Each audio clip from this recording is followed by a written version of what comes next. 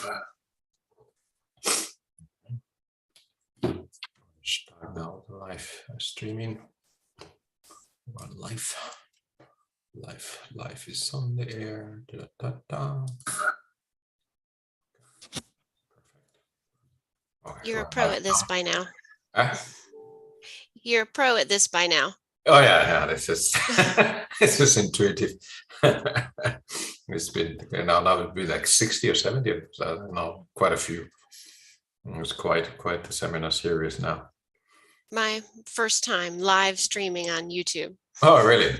Don't worry, it's only physicists watching. It's not that big of a deal. But of course, it goes then afterwards on the channel. But you know, many people watch it. It's been the community has been really using it a lot, and then that's also the problem that I cannot stop it now. I wish I could, because that's a lot of work. Oh. But but I don't think there would be too many complaints if I stop it. So anyway, just 1 second there.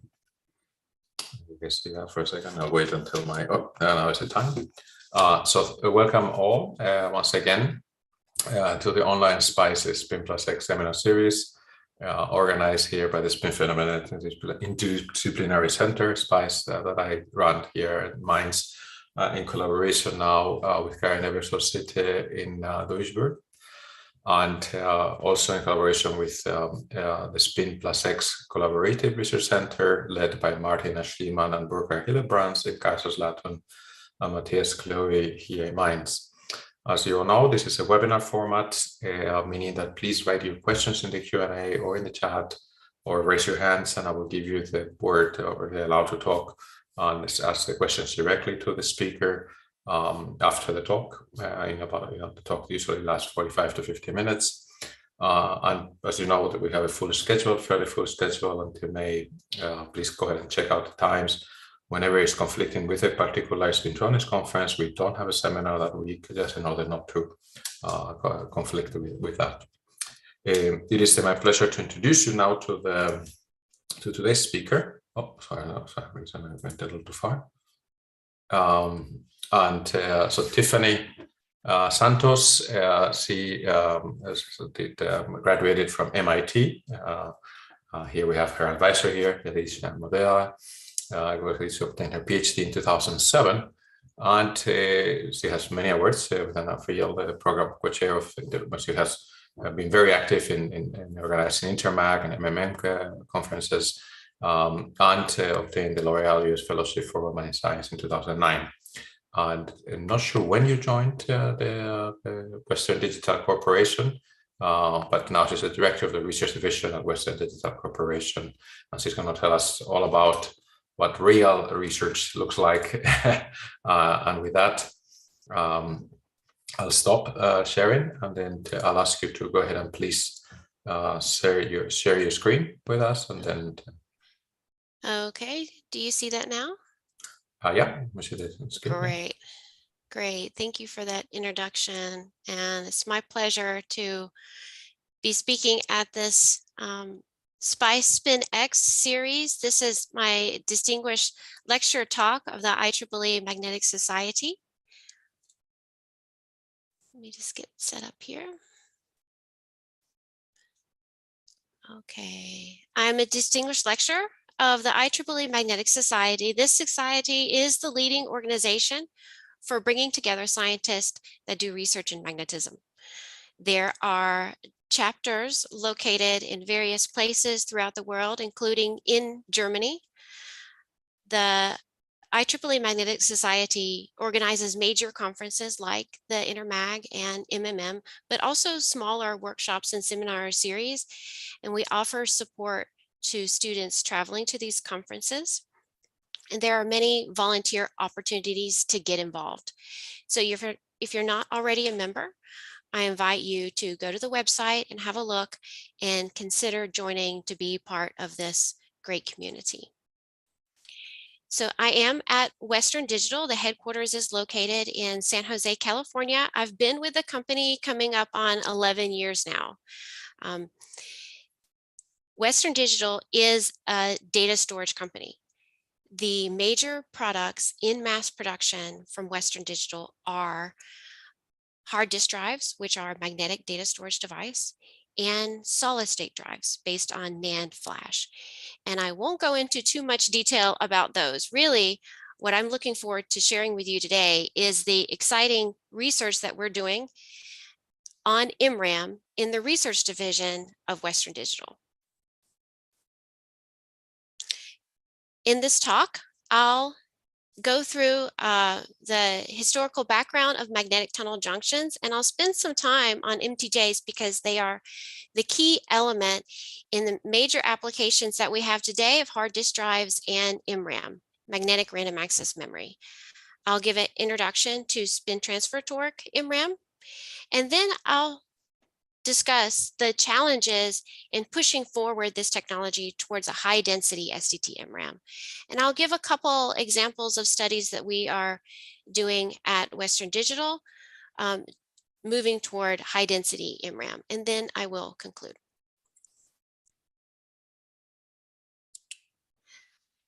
So a great place to start in telling the history of the magnetic tunnel junction is with Ivar Gavar. He was a mechanical engineer at General Electric in New York in the late 1950s, and he wanted to study conductance between metals. He had the idea of using an aluminum metal electrode and its natural oxide at the surface, aluminum oxide, as a tunnel barrier. Then he used superconducting lead as the counter electrode, and this led to showing the energy gap in superconductors in the lead measured by electron tunneling coming from the metal. This was a remarkable verification of the BCS theory, and for that, he got the Nobel Prize in Physics in 1973. A little while later, at the Francis Bitter Magnet Lab at MIT, Paul Tedrow and Robert Messervy, they were also looking at aluminum electrodes and aluminum oxide tunnel barriers, but this time the aluminum was the superconductor. They used a ferromagnet, nickel, as the counter electrode, and they were able to show the spin asymmetry in the tunnel current going from the nickel ferromagnet to the aluminum superconductor. This was the first experiment showing that spin is conserved in the tunneling process. And this is something that we take for granted now, but it really is fundamental to magnetic tunnel junctions and the applications that we have now. This broke open the field of spin polarized tunneling. Then in 1975, a PhD student, Michael Julier, was inspired by the work of Messervy and Tedrow, and he introduced a model for tunneling between two ferromagnets in a magnetic tunnel junction. There's two ferromagnets separated by a very thin insulating tunnel barrier, just 1 to 2 nanometers thick. And Michael Julier had learned that spin is conserved in the tunneling process. He proposed that in this tri-layer tunnel junction, when the two ferromagnets have their magnetization aligned parallel to each other, you're going to have a lot of spin-up electrons in one electrode and a lot of empty spin-up electron states in the other. Therefore, you're going to get a high tunnel current and correspondingly a low resistance state. When the two ferromagnets are magnetized anti-parallel to each other, you don't have matching of the spin bands, and this leads to the high resistance state. Two stable states depending on the relative orientation of the ferromagnetic electrodes. This gives rise to a tunnel magnetoresistance ratio, which is the difference between these two resistance states over the resistance of the parallel state. So for his thesis work, Julier made this tunnel junction with amorphous germanium tunnel barriers and showed a TMR of 14%, but at low temperature. It was not until 20 years later that it was shown large tunnel magnetoresistance at room temperature in a magnetic tunnel junction. And the team making this discovery was led by the principal investigator, Jagadish Mudera, on the panel for this talk today. And also, high school student Lisa Kender. This was a very ambitious project given to her for a 8-week summer project. Teralyn Wong, a freshman undergraduate student at MIT, and also Bob Meservey, who was retired at the time. So it's a great example of scientists at all levels of their career coming together to make this important discovery. Also, at the same time, Professor Miyazaki and Tezuka, they showed tunnel magnetoresistance at room temperature as well. So it was this discovery that led to the major applications for tunnel junctions that we have today.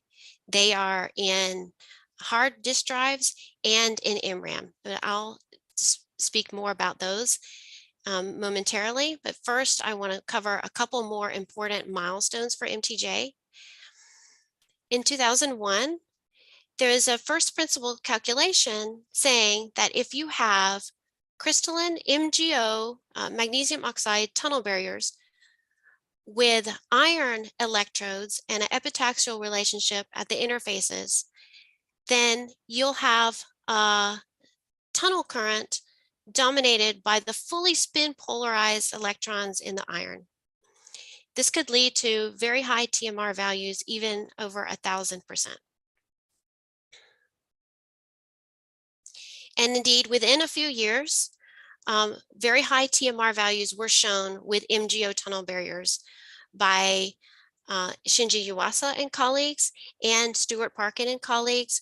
They published their work in 2004 showing TMR values over 200% at room temperature.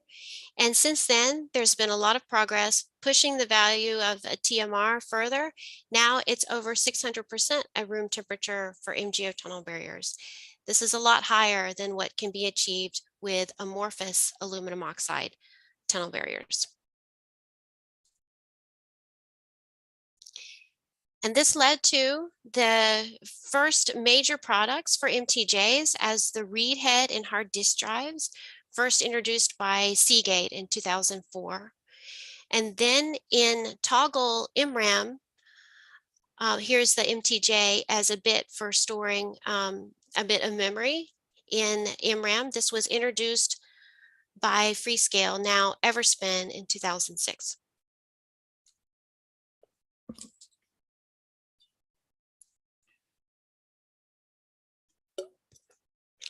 So I'll say a little bit more about these major applications. And really, all of us today on a daily basis, we're using magnetic tunnel junctions. And the reason is because we are storing more and more data in the cloud. And for this reason, the hard drive industry is very much alive and well now and for many years to come, as it's the preferred storage device for storing data in the cloud. So an example of that is that this video is getting recorded right now. And then when somebody wants to play it back on YouTube, it's a magnetic tunnel junction that will recall it from the disk from a hard disk drive located in a data center somewhere, and it'll play its role in bringing this video to your screen on demand. So I'll go into a little bit more detail on how that works. We can look inside the hard disk drive. This is kind of a old technology now, but very interesting to have a closer look. So this is the hard disk drive with the reading and writing head located on this arm here, flying above a rotating disk coated with magnetic material. So this is the major parts of the head. This is the writing head and the reader head, and this is where the magnetic tunnel junction is located. If we look closer at the magnetic material coating the glass disc, we'll see that it's a network of magnetic nanoparticles, and groups of those form a bit of data, ones and zeros, kind of shown schematically here as red and purple. And there are stray fields coming from these perpendicular bits. So the magnetic tunnel junction has to fly very, very close to the surface of the media. Here now is the bits with perpendicular magnetization coming in and out of the plane of the slide. And we can see that for a current passing through the tunnel junction, the free layer will rotate as it senses the up and down stray fields from the media. You can see the transfer curve is this red data here, higher resistance state for fields pointing into the plane of the slide, and lower resistance when field is pointing out of the plane of the slide. And this is how we read data from the disk using a magnetic tunnel junction. The other major application is in InRam, first in toggle InRam. And here, the magnetic tunnel junction is located at every intersection of the word line and bit line, storing the data in the memory. So this uses aluminum oxide tunnel barriers. So now I'll go into spin transfer torque InRam. So a little bit more detail for toggle InRam. This uses a magnetic field generated by current pulses in the bit lines and word lines to write the bit of data in the free layer of the magnetic tunnel junction. This writing scheme does not scale well to small dimensions. In spin transfer torque InRam, the magnetic tunnel junction, the bit is written in it by spin transfer torque. This type of writing scheme, it does scale well. In fact, you can see here in these SEM images, there are 16 perpendicular MTJ bits in the area of just a single toggle bit. And for this reason, it's STTRAM that will achieve higher densities. And indeed, there are embedded InRam products that have arrived on the scene in mass production. It's STT-MRAM that scales better than embedded flash at the 22 nanometer semiconductor technology node, and they are a replacement for embedded flash made by these major companies in partnership with a foundry and manufacturers.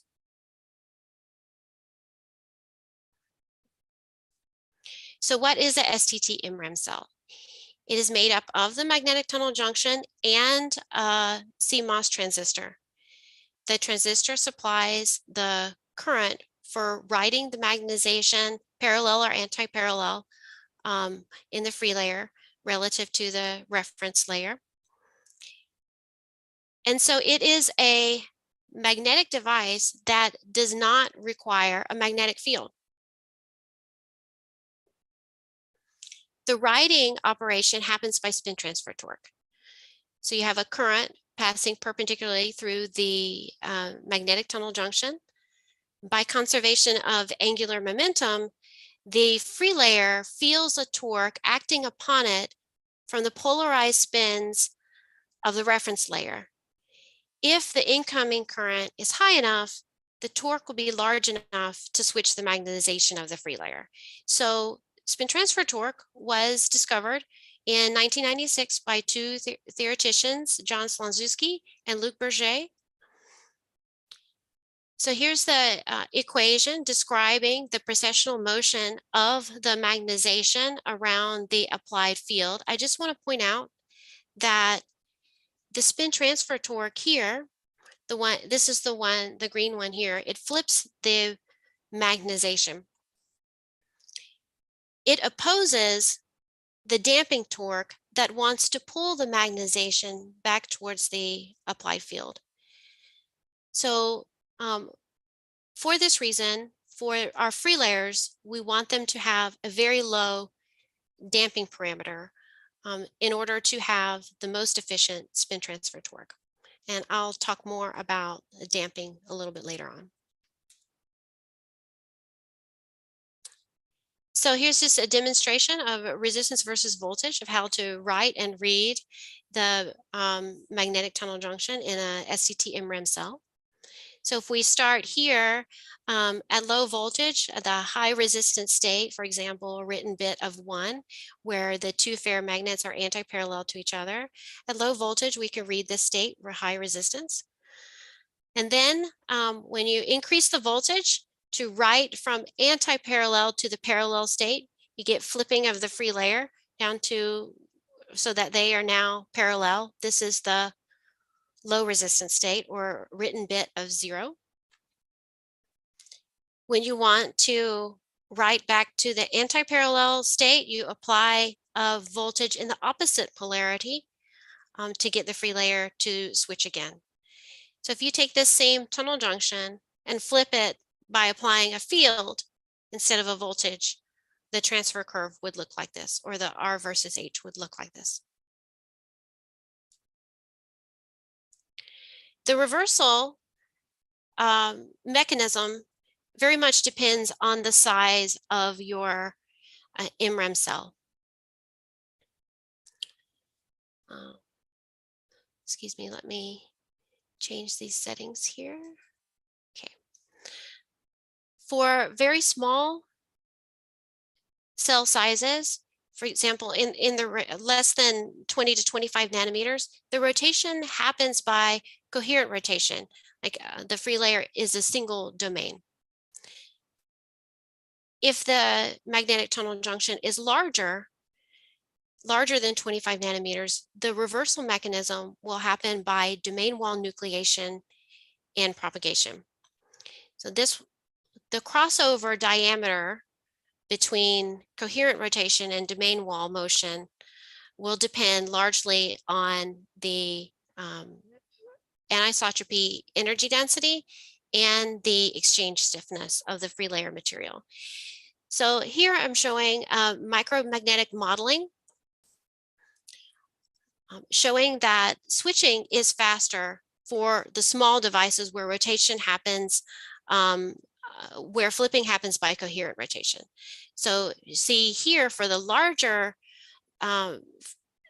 cell sizes, it takes longer to switch by domain wall motion compared to the smaller CDs where rotation happens, where flipping happens by coherent rotation.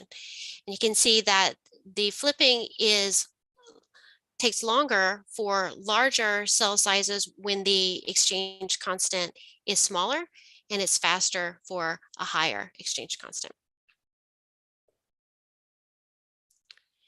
So it's smaller cell sizes with reversal by coherent rotation that is needed for a fast, high density memory.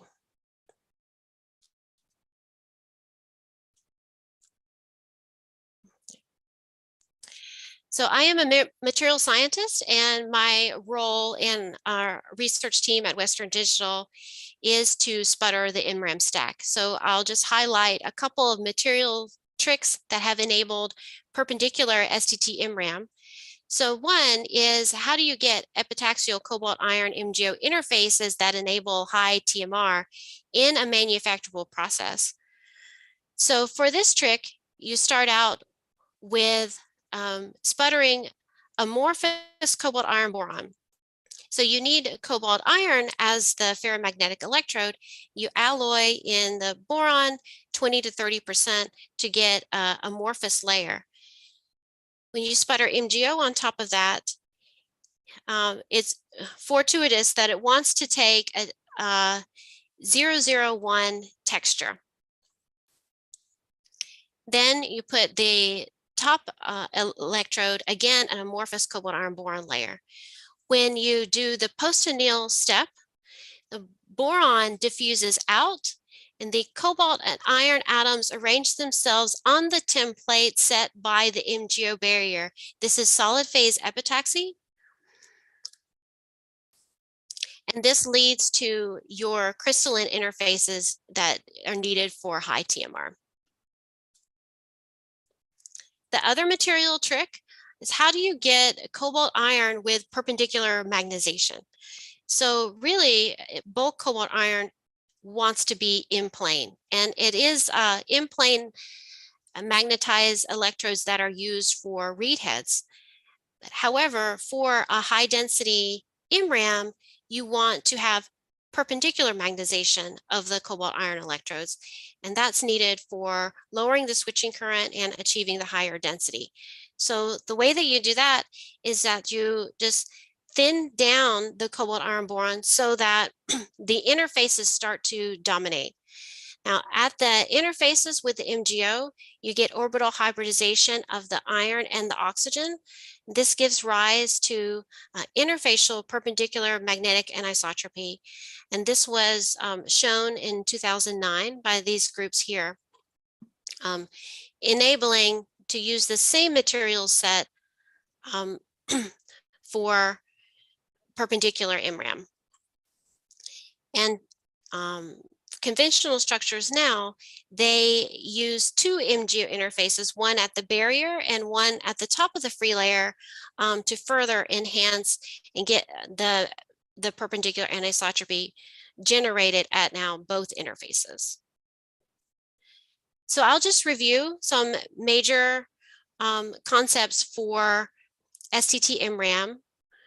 The writing happens by spin transfer torque, characterized by the critical switching current density JC0. And you see here that the critical switching current density depends largely on materials parameters of the free layer: saturation magnetization, free layer thickness, anisotropy field, and the damping constant.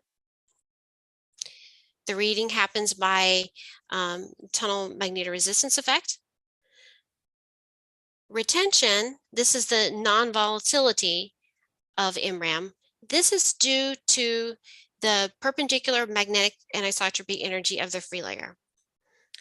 It's characterized by a thermal stability factor delta. And this is typically reported as a period of time, for example, hours or years, until you get a thermally activated reversal. And EB is the barrier for a thermal activated reversal. Endurance is the number of ride cycles that you can reach before a specified failure rate. For example, a failure rate of 10 parts per million. And the specs that you have for your InRam very much depend on the product that you're targeting. So for a one transistor, one MTJ architecture, for example, embedded flash products now, they have MTJ sizes 40 nanometers or above. Retention is typically 10 years at an elevated operating temperature, write current over 100 microamps, TMR over 100%, and about 1 million cycles for endurance. However, if you want to push forward to make a standalone DRAM replacement, this will require much smaller cell sizes, 20 nanometers or less, smaller write currents, less than 20 microamps, TMR needed of around 300%, and unlimited endurance, for example, 10 to the 17 cycles. And the reason why you would want to have such a high performance InRam is because we now live in an era of big data applications, which have massive storage and performance requirements. For example, all of our devices are connected in the Internet of Things. There are big data analytics happening in all sectors of our economy, for example, retail, healthcare, and finance. And there are also applications for artificial intelligence. Another big example is now with the rise of self-driving cars. Those require real-time processing of visual data. So these applications require a memory hierarchy that is fast and low power. It drives the need to bring this high performance memory closer to the computing units. And so this motivates the research into new physical mechanisms like spin transfer torque for storing information. Okay. So in this section, I'll proceed to talk about the challenges toward high density InRam.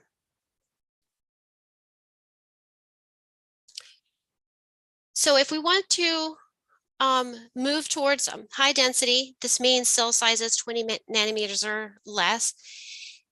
In this case, the InRam has a lot less volume. And so in order to maintain the thermal stability, you have to increase the perpendicular magnetic anisotropy. But if you do that by increasing the saturation magnetization or the anisotropy field, that will also lead to an increase in the switching current density. And we don't want that. We want to have a low switching current because high switching currents will cause breakdown of the MGO barrier. It's one of the leading causes for failures in InRam. Also, we want to have a low switching current because small transistors in a high density array can only supply very small currents. So there's a very challenging trade-off here. Another big challenge is how to etch InRam bits at tight pitch and do so while maintaining tight distributions of your important performance parameters. Then another big challenge is getting TMR toward 300%. High TMR is needed to compensate for the wider distributions that you're going to have for very small cell sizes. And that's needed for reducing the read errors. So I'll first focus on this key trade-off here between thermal stability and the switching current. And you can see that the damping of the free layer becomes very important here. So in our approach at Western Digital, we lowered the switching current by moving towards ultra thin free layers.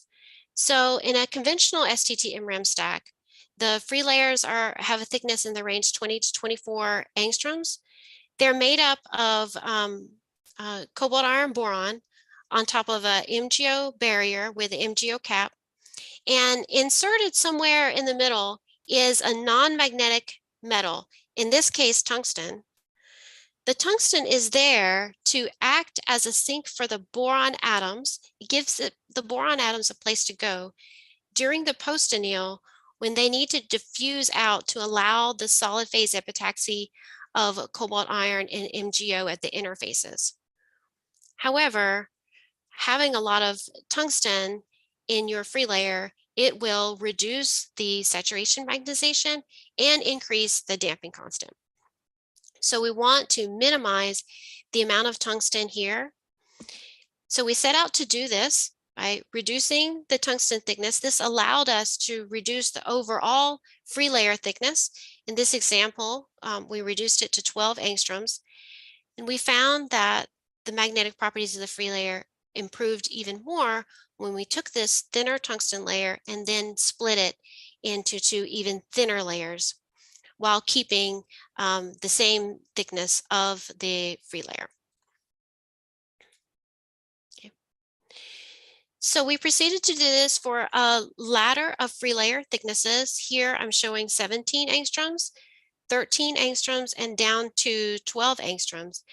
You can see as we thin down the free layer, then we're able to use even less tungsten. As a result, this increased substantially the saturation magnetization of the free layer. We were able to do so at the same time lowering the damping parameter of the free layer. And this led to a higher exchange stiffness, reaching values that are known for bulk iron.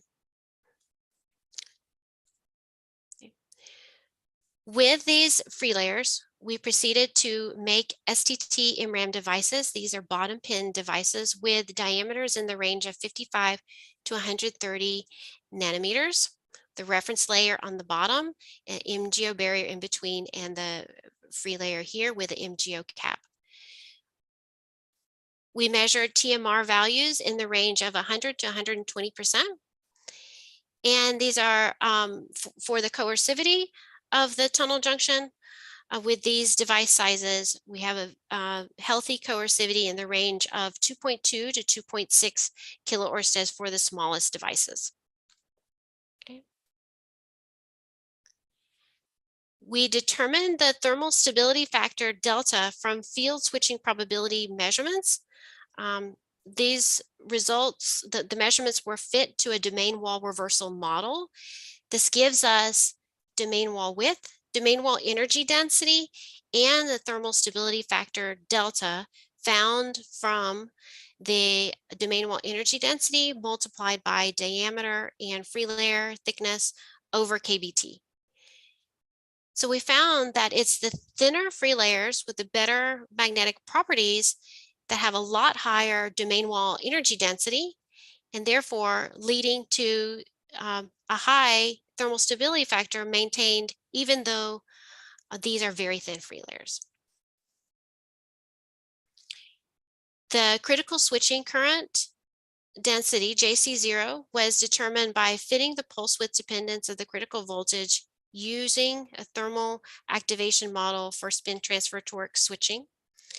We found in this set of experiments that the critical switching current density is significantly lower, about 30% lower for the thinnest free layers compared to the thickest one of the latter, the 17 angstrom one. And then for that reason, it's the thinnest free layers with the better magnetic properties that have the highest spin transfer torque efficiency, defined as the thermal stability factor delta over the critical switching current. And this is because it's these thin free layers that have the lowest switching current, but yet maintaining a high thermal stability.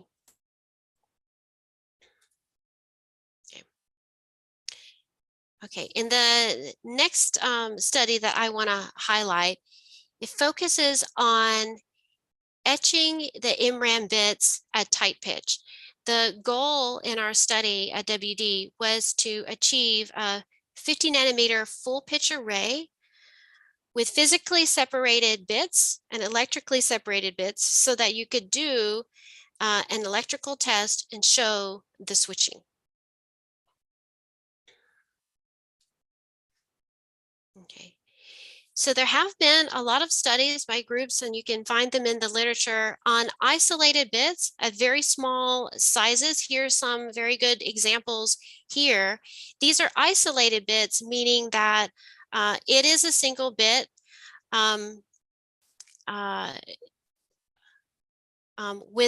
without any neighbors close by. Now, there are very few published work showing InRam bits at tight pitch. So I'm highlighting some ones here. The challenge with patterning InRam bits at tight pitch is that you're going to get, when you etch away the metal to form the bit, you'll get redeposition of the metal on the side walls, and this can easily cause shunting across your barrier. So a lot of these demonstrations, sometimes they are not able to show electrical data. So a very good demo, the best one that we're aware of to date, comes from SK Hynix and Toshiba in 2016. They showed a 4 gigabit demo with electrical data. This is a 90 nanometer full pitch. However, if you want to be competitive with the density in DRAM, you need to go towards a 56 nanometer full pitch for a 1 transistor, 1 MTJ architecture.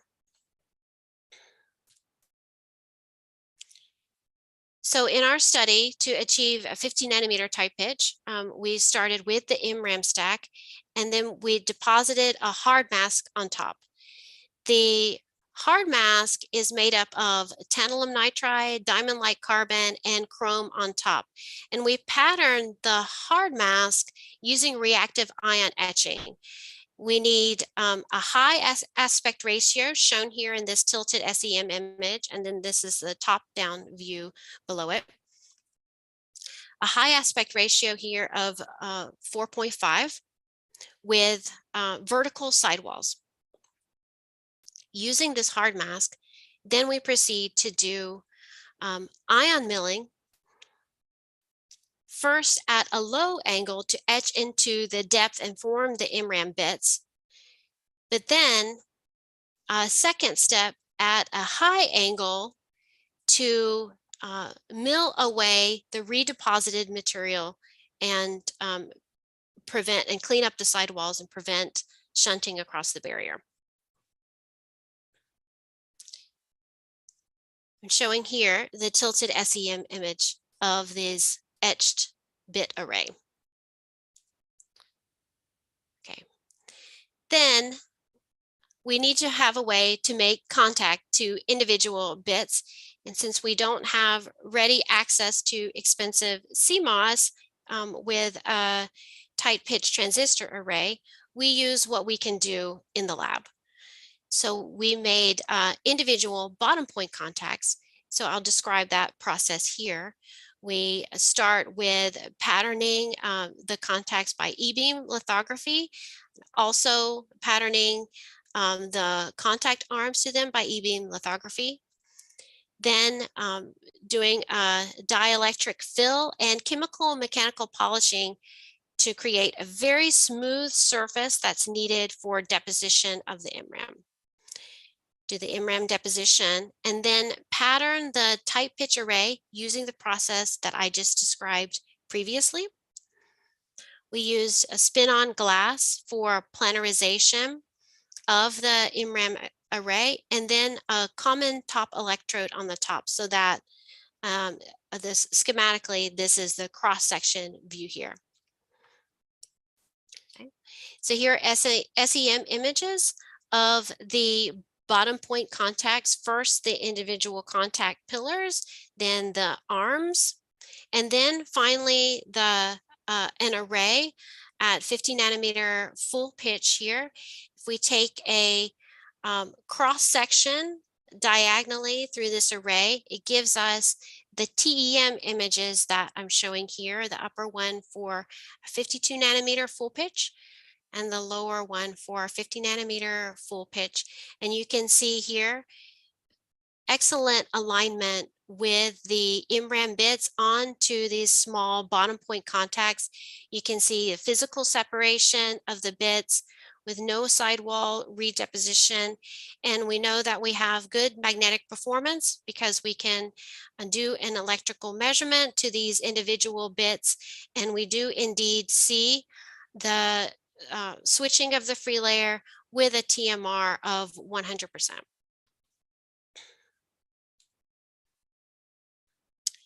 So I'll conclude my talk here. The message that I wanted to share in this lecture is that we are all using magnetic tunnel junctions today. And this is a result of major discoveries and breakthroughs at the basics research level over decades, starting from the discovery of spin polarized tunneling and then measuring TMR at room temperature, breakthrough to achieve high TMR in MGO tunnel barriers. And now we continue to make advancements such as switching by spin transfer torque. This has given rise to spin transfer torque InRam as a non-volatile memory technology, and there are now today embedded InRam products. However, further innovation is needed in materials and fabrication and memory architecture to achieve a high density memory using cell sizes 20 nanometers or less to get the high density. So I showed here some examples that we've done at Western Digital as routes to achieving a high density InRam, for example, lowering the switching current and achieving tight pitch InRam bit array. So I would like to thank the IEEE Magnetic Society and the folks here that have inspired me to put together this distinguished lecture. So thank you very much for your attention. Thank you very much for the clapping sound that you provide. So thank you very much. Maybe Burkhard, as I promote here, Kip in a minute, can maybe ask your first question. Yes, so thank you very much for this wonderful, very clear talk. There's one issue you only have addressed very marginally, and that is, of course, issues such as the switching speed. You were mentioning the damping parameter, but can you comment on the switching speed? Excuse me. Are you already there where you would like to be, or is there a problem?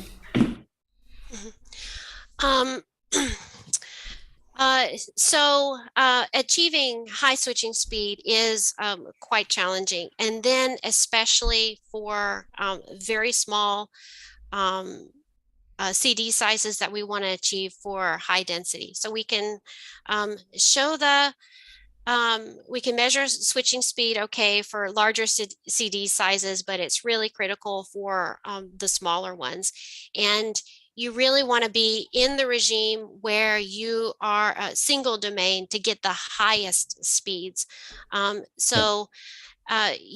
Materials wise, you can get there, but really it's very hard to have the fabrication consistently that you can get very good quality bits at the smallest CD and get the performance that you want. So it's something that we continuously work on. Okay, thank you. Okay, Jonathan, maybe you can ask your question next. Thank you. Thank you, Jairo.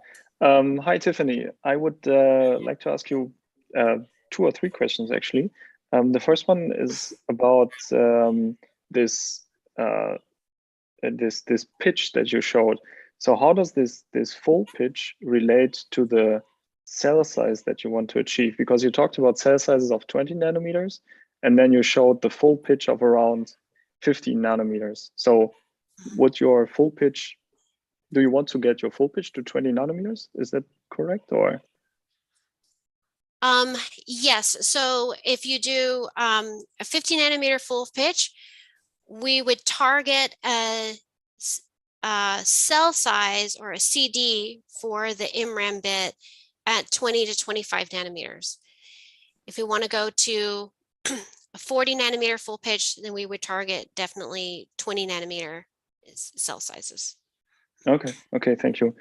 Then you showed some numbers on slide 32, I think, for this tungsten layer. Yes. And how many? So you show some total thickness here of 0.15 angstrom. How many atoms is that? Yes. So I'm a sputter person, so we use the calibration of the sputter rate to say the thickness. So really, 0.15 angstroms is not really a physical thickness for a tungsten layer. It means that you have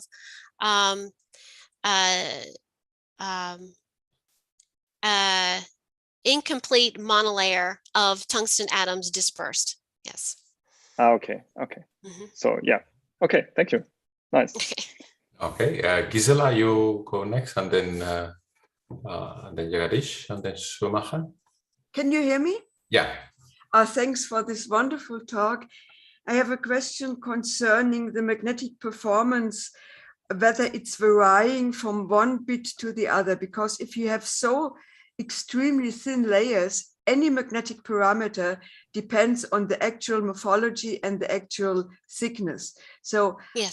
Is the magnetic performance, or how is the variance of the magnetic performance within the bits itself? So is the tunnel magnetoresistance equal for any bit, or have you some change? Because you can have some changes in any parameter, anisotropy, exchange, and so on. Have you in control over this? How in a large area of millions of bits you have the same magnetic performance? Yeah, that is a good question, and it is a big challenge.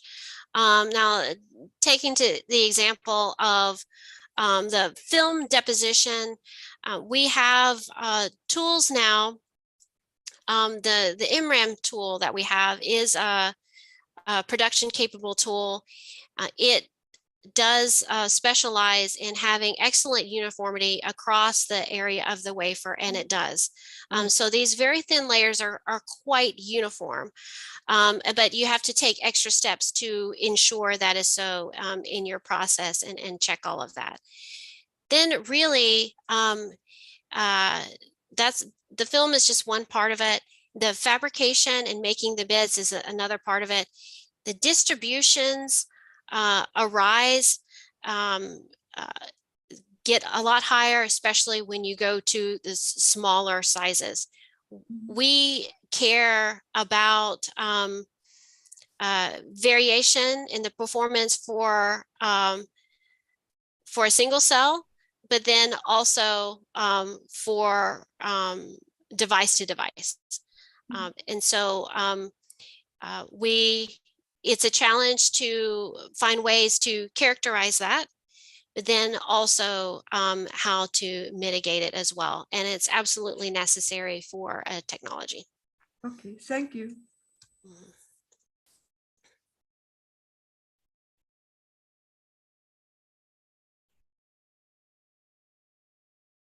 Hello, can I ask something? Hi, Dr. Madeira. Yes, please. Okay, please. I have a few pointers. Number one, of course, the third criteria you mentioned, we need to go to 300% to TMR to be able to compete with the current DRAM and so on. So do you have any plans for that?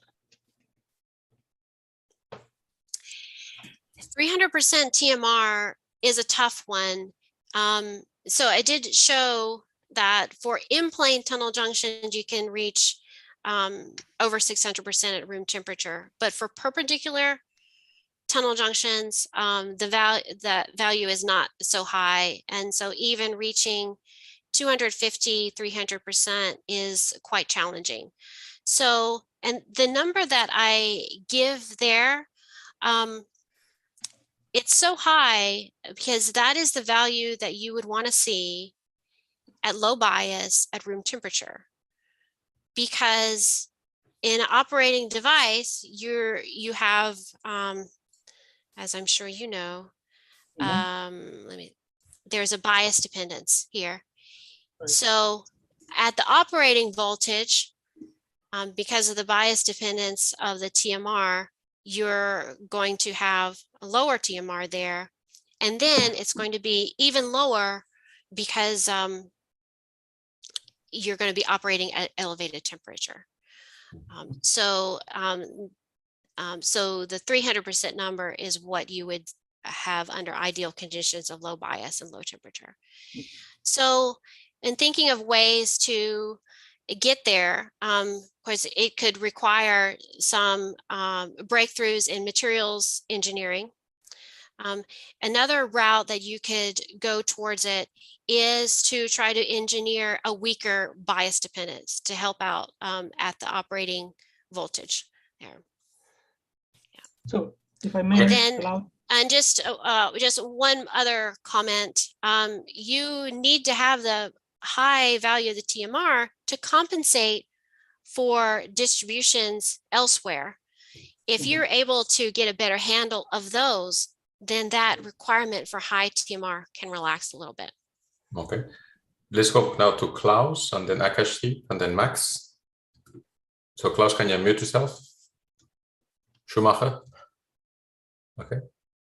Yeah, Hans Schumacher here. Oh, I'd like to ask a question concerning the damping and the dynamics. So you gave some values for the damping, and then I wonder how you measured them and whether they were measured on the thin films or on the cells, and do they differ if you compare those two, and then whether the field-like torque also plays a role for your InRams. Okay. Sure. these damping values here were measured at full film using a vector network analyzer and a waveguide. So this is for at the full film level. Okay, this already can tell us a good indication of what we could have if we then pattern devices. So it's an excellent way to look at the film properties. Now, we do have some limited measurements of measuring the damping at the device level. So far, we've been limited to doing larger device sizes.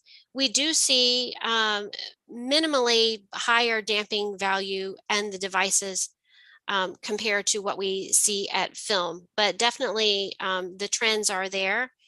We are trying to figure out ways to how to measure damping at the very small sizes, because it's the small ones that we're most interested in.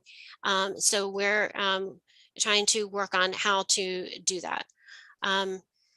I've seen limited demonstrations in the literature of that. I'd be interested to know how to do it. Okay. So Akashdeep, if you don't mind, and then Max, and then Jörg. So very nice talk. Thanks a lot. It was very interesting and informative. I'm interested in the constraints that you point out, and I noticed that when it comes to how tight you can make this pitch, you focus on the material processes that are required to grow these pitch lengths. I'm wondering, in literature, I often find discussions that if you have ferromagnets too close to each other, they might also interact with each other. I'm wondering, does that play a role in your design problem or not? For tight pitch studies, we haven't seen that interactions between neighboring bits have been an issue. And then also the free layer, we're trying to engineer in such a way that we want it to be very stable. The coercivities that I showed here were at least 2 kilo-oersted. So that's going to be stable compared to whatever dipole interactions you're going to have from the neighboring bits. Yeah. Okay. Yeah. Thanks a lot. Thank you. Perfect. Max, can you ask your question? Dear Tiffany, I wanted to ask about the barriers, this crystalline MgO barrier. Is it something special about cobalt iron amorphous alloy that MgO grows as a crystalline barrier, or you can use any metal? Oh, okay. The particular strategy here is that it is an amorphous surface. And so we know that MgO, when on an amorphous surface, it will want to take this 001 texture on its own. So that's fortuitous for us because that is ultimately the texture that we want. And the challenge was to then extend that to the ferromagnets. Yeah. Okay, thanks. Okay, Georg. Yeah, Tiffany, very nice talk, very instructive, also the historical overview. The question that I have is a bit of follow-up to what Gisela Schütz already asked, but from a different angle. So you have structures that are about 20 nanometers in diameter. That means a radius of 10 nanometers, and the resistance depends on the area. So if the radius changes by a single nanometer, you already have a variation of 20% in the area. How precise is the size control in lithography? I mean, every half nanometer would probably count in that case, right? Mm-hmm. Yes, exactly. So we have done some homework on what is the sigma CD that we can tolerate for our technology. You raise a very good question. And then kind of what can we achieve in our research lab with our non-production tools versus what can we achieve if we were to go to a manufacturing facility and do this. But it's a good point. It's a very important part of the equation. We really need to push towards smaller sigma CD to make everything a lot easier. Okay, I believe that's all the questions. So I'd like to thank you, Tiffany, very much for a wonderful talk. And the 170 people that showed up today to also listen in, and to please come back to see us next week as well. And so as always, this talk will be available online in the YouTube. I'm going to stop the recording now, or the streaming itself. And now I think you have time to go and take